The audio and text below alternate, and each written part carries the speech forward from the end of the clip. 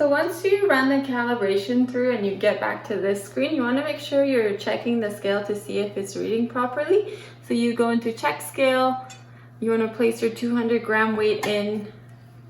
It should read within 1 gram.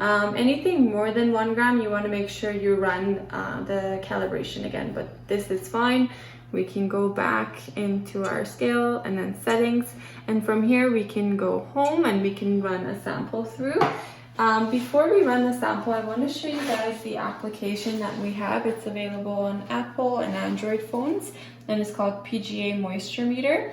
So once you have it open, you can scan, and it goes by serial number. This one is 434, and the serial number is actually located on the bottom of the tester. There is a little sticker here that will tell you the serial number. So I'll click on this one, and it will just wait for our results. So let's run a sample through.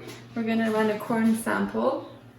So when you're filling the cup, you want to make sure that you're filling up the larger compartment of the cup and not the small compartment, because when the wings release,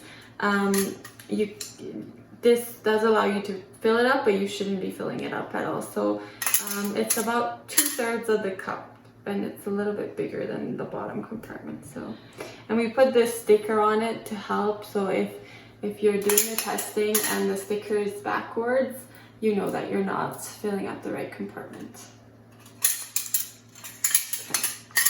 Okay. So for just the moisture sample, if you just care for the moisture of it, you want to make sure that the cup is relatively full, and place it on the machine, dump it and remove it. So it'll give you a moisture reading, it will give you the temperature and the test weight. If you click on the test weight, it will change the units depending on where you're testing in the US or in Canada. You want to pick the proper units. If you look over there, it will display the information that we have on the tester on the app. The nice thing about the app is it saves up to 500 results, and you can actually view where you did your test.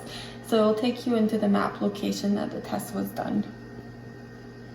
So that's where we are. And then you can also share your results. So you click here, you click share, you can text it to someone, you can email it, put it on Facebook if you want. Okay, now in here you have the option to label your bin number, your field number, your truck number, whatever you want to label it. You just want to type it in, put a number if you'd like. You have the option to do that twice, so it's tag number 1 and tag number 2. Or you can leave it empty. You don't have to necessarily label it, and it'll reflect onto here too. So, and then we've got a printer out front here. I'll quickly go over the printer as well. We technically send about a roll or 2 with each of them, but you can supply these at any Staples or on Amazon. The size of the printer paper is very important, and that's listed in the manual. So you want to make sure you get anything that's listed in the manual or smaller, because if it's too big, it won't fit in here. How you put it in is you want to make sure that paper is feeding to the top, like that. So it shouldn't be the other way around.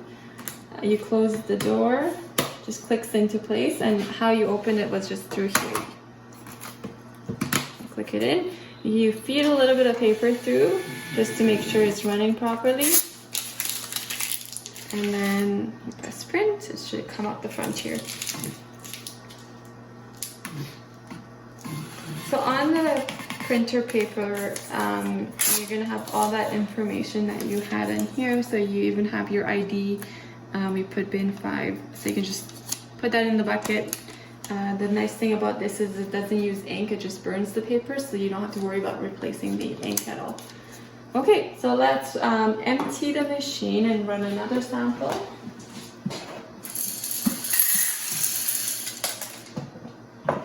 Okay, we're gonna go home. So now for the test weight, if you want to get a reference test weight, you want to make sure you overflow the cup and then level it off.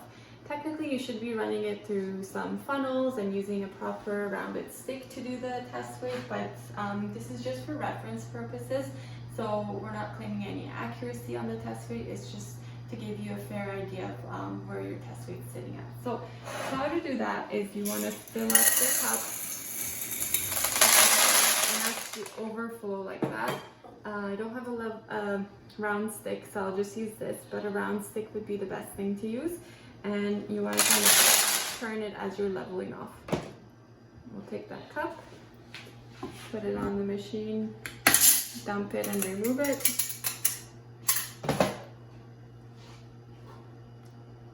So now you get the moisture and the test weight.